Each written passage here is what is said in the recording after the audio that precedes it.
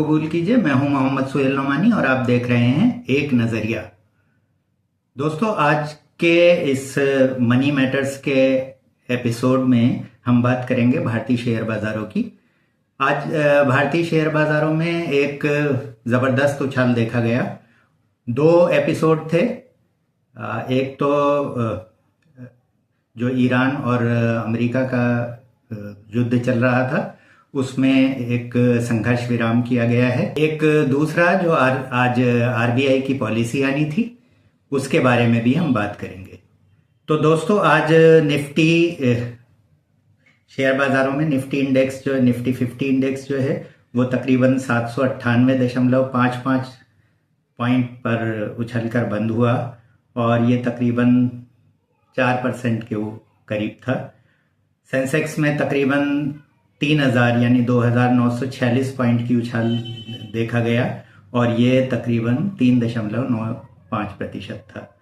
दोस्तों, अब इसमें हमें देखना है कि निवेशकों को ऐसे में क्या करना चाहिए और हम इसी के ऊपर जो है आज चर्चा करेंगे। आज एक और बड़ा इवेंट था कि आरबीआई की पॉलिसी आई है और आरबीआई की पॉलिसी में बहुत ज़्यादा चेंज नहीं किया गया। रेपो रेट तकरीबन 5.25% पर पहले से ही जितना था उसको चेंज नहीं किया गया है, उसमें कोई बदलाव नहीं किया गया। जीडीपी ग्रोथ की जो प्रोजेक्शन है इस साल के लिए, वो तकरीबन करंट फिस्कल ईयर के लिए जो है 6.9% की है और जो प्रीवियस फाइनेंशियल ईयर था उसकी जो फोरकास्ट है वो 7.6% का जो है वो अनुमान दिया गया है। आज के टॉप गेनर्स रहे श्रीराम फाइनेंस और अदानी एंटरप्राइजेस, आयशर मोटर। तो दोस्तों, अब सवाल ये उठता है कि निवेशकों को ऐसे में क्या करना चाहिए। आज क्योंकि एक गैप अप ओपनिंग हुई और तकरीबन मार्केट वहीं घूमता रहा बहुत ज़्यादा, उसके बाद जो है उसमें उछाल नहीं देखा गया और जो वजह थी वो आपको साफ पता चलती है कि युद्ध का जो है संघर्ष विराम किया गया है। तो एक तो ये याद रखना चाहिए कि ये एक संघर्ष विराम है, युद्ध अभी खत्म हुआ नहीं है। दूसरी बात ये कि संघर्ष विराम के बाद क्या युद्ध खत्म होगा, ऐसे में दोनों के क्लेम्स हैं। ईरान ने कहा है कि हमने अपनी 10 शर्तें रखी थी और वो 10 की 10 मान ली गई हैं और डोनाल्ड ट्रंप जो है वो राजी हो गए हैं संघर्ष विराम के लिए। दूसरी बात, डोनाल्ड ट्रंप का अपना क्लेम है, वो कहते हैं कि हमने ये युद्ध जीत लिया है, हमने जो भी कुछ करना था वो कर लिया है। अब ये दोनों पार्टीज जो हैं वो इस्लामाबाद में 10 या 11 तारीख को मिलेंगे, तो उसके बाद ये तय होगा कि दरअसल आगे क्या होना है। तो पहली बात तो ये कि संघर्ष विराम है, युद्ध अभी खत्म हुआ नहीं है, लेकिन हाँ, एक शेयर मार्केट में एक उत्साह जरूर देखा गया। ऐसे में निवेशकों को, भारतीय निवेशकों को क्या करना चाहिए, उसके बारे में हम चर्चा करने के लिए यहाँ आज हाजिर हुए हैं। दोस्तों, युद्ध बंदी अभी नहीं हुई है।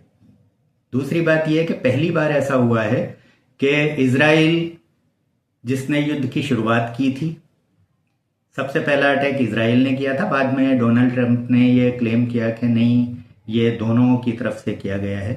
तो पहली बार ऐसा हुआ कि जब यहाँ पर सीज फायर की बात हुई तो उसमें इजराइल खुद नहीं था, मौजूद नहीं था और ऐसा लगता है कि इजराइल जो है वो बहुत खुश नहीं है, क्योंकि शायद सबसे बड़ा लूजर वो ही दिखाई दे रहा है इस युद्धबंदी के बाद। तो इसलिए, और उसने ये भी कहा कि लेबनान इस सीज फायर में शामिल नहीं है और लगातार उसके बाद से लेबनान के ऊपर अभी हमले जारी हैं। तो पहली बात यह कि अभी युद्ध जारी है और इजराइल क्या करता है ये भी देखना होगा, क्योंकि इजराइल कभी ये नहीं चाहेगा कि युद्ध बंदी हो। वो किस तरह से डोनाल्ड ट्रंप को जो है मना के लेके आया था और डोनाल्ड ट्रंप क्योंकि अपना आपको बहुत ज़्यादा फंसा हुआ महसूस कर रहे थे, तो उनको इस जंग से जल्दी निकलने का जो है वो कोई ना कोई बहाना चाहिए था। उसके लिए पहले उन्होंने बहुत दिनों तक धमकी दी, उसके बाद ये 48 घंटे का टाइम दिया, एक बहुत बड़ी धमकी भी दी जिससे की पूरी दुनिया जो है वो परेशान हो गई कि हम सारी की सारी सिविलाइजेशन को ईरान की पूरी तरह से ख़त्म कर देंगे, नेस्तो नाबूद कर देंगे। तो इसके बाद रात भर बहुत बेचैनी रही, पूरी दुनिया में हलचल थी कि कहीं एटम बम का तो इस्तेमाल नहीं किया जा रहा। लेकिन बाद में पता ही चला कि पाकिस्तान को बीच में लाकर और ये संघर्ष विराम किया गया है। तो ये संघर्ष विराम कितने दिन चलेगा? वैसे 2 हफ्ते के लिए कहा है और 10 तारीख को ये बैठ रहे हैं इस्लामाबाद में। तो मुझे लगता नहीं है कि जिस तरह से ट्रंप के अपने क्लेम्स हैं और ईरान अपना क्लेम कर रहा है, तो इसमें बहुत ज़्यादा जल्दी इस बात की खुशी मना लेनी चाहिए कि युद्ध जो है वो बंद हो गया है। ऐसा अभी नहीं है। तो निवेशकों को बहुत सतर्क रहना पड़ेगा। दूसरी बात, एक और चीज़ कि भारत के ऊपर क्या असर पड़ेगा। तो जो फिलहाल स्थिति थी कि भारत के पास एलपीजी का बहुत कम स्टॉक बचा था, जो उनके अपने प्रोडक्शन है वो भी बहुत कम है, वो पूरी की पूरी डिमांड देश के लिए पूरा नहीं करती है। तो ऐसे में एक राहत की बात तो ज़रूर है कि ईरान ने ये कहा है कि हम हॉर्मुज से जो तेल और गैस के टैंकर्स हैं उनको इजाज़त दे देंगे निकलने की, लेकिन उसके लिए वो टैरिफ लगाएंगे। यानी हर शिप के ऊपर वो $2 मिलियन का जो टैरिफ है, और इसके लिए अभी अमेरिका मान गया है। तो हमें ये देखना होगा कि जो तेल और गैस आएगा वो एक राहत की बात तो ज़रूर है, लेकिन महंगा होगा। तो जितनी भी इंडस्ट्रीज़ हैं जो तेल के ऊपर डिपेंड हैं, चाहे वो पेंट की इंडस्ट्री हो, चाहे वो एयरलाइंस हो, चाहे और दूसरे जितने भी पेट्रोलियम प्रोडक्ट के ऊपर जो डिपेंड करती हैं, वो सारी की सारी कंपनियां अभी बहुत अच्छा परफॉर्म नहीं कर पाएंगी अगर यही स्थिति रही तो। दूसरी बात कि फिर कौन से स्टॉक्स जो हैं वो देखे जाएं, तो हमें पता है कि इस युद्ध के अंदर जो है बहुत सारा नुकसान हुआ है गल्फ़ कंट्रीज़ में, और गल्फ़ कंट्रीज़ में जिन कंपनीज़ के भी बिजनेस थे, उदाहरण के लिए लार्सन एंड टाब्रो, तो इस कंपनी का बहुत बड़ा स्टेक गल्फ़ के कंट्रीज़ में है, और गल्फ़ के कंट्रीज़ में तबाही जो हुई है उसको देखते हुए लार्सन एंड टूब्रो में अच्छा खासी गिरावट जो है हमें देखी गई। फंडामेंटली बहुत स्ट्रॉन्ग कंपनी है, और आने वाले टाइम में जितना भी गल्फ में नुकसान हुआ है, तो लार्सन एंड टूब्रो जैसी कंपनीज को काफ़ी फ़ायदा होगा, क्योंकि उन्हें और फर्दर कॉन्टैक्ट्स वहाँ पर मिलेंगे। इसके अलावा मेटल्स में तेज़ी रहनी चाहिए, क्योंकि कंस्ट्रक्शन में जो मेटल्स का इस्तेमाल होता है वो सारे के सारे मेटल्स जो हैं वो तेज़ रहेंगे।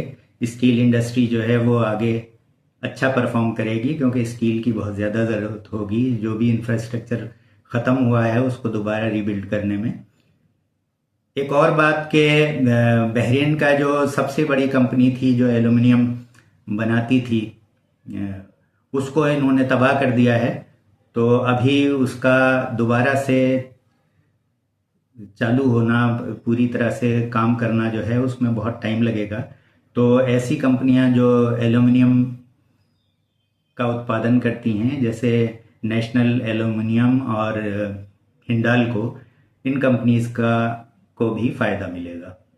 एक और बात कि अगर युद्धबंदी हो भी जाती है तो जो गैस और तेल का प्रोडक्शन है फर्दर, वो अभी पूरी तरह से नॉर्मलाइज होने में काफ़ी टाइम लगेगा, क्योंकि बहुत सारी रिफाइनरीज के ऊपर जो है अटैक्स हुए हैं, और उन रिफाइनरीज को दोबारा से पूरी तरह से नॉर्मलाइज होने में अभी समय लगेगा। तो इस सब को देखते हुए मुझे लगता है कि निवेशकों को अच्छे शेयर्स चुनने चाहिए, लेकिन जिस तरह से आज गैप अप मार्केट में हुआ है, वो गैप अप सस्टेन कितना करेगा, इसके ऊपर बात यह है कि जिन लोगों ने नीचे खरीदारी की है निचले स्तरों पर, वो आके इस गैप अप में मुनाफा वसूली करते हैं। उसके बाद जब कूल डाउन होगा स्टॉक मार्केट, तो उस टाइम में हम देख सकते हैं कि कौन से अच्छे शेयर्स हैं। हम आपके साथ लगातार बने रहेंगे, हमें फॉलो करते रहिए, हमारी वीडियोस को लाइक और शेयर कीजिए। धन्यवाद।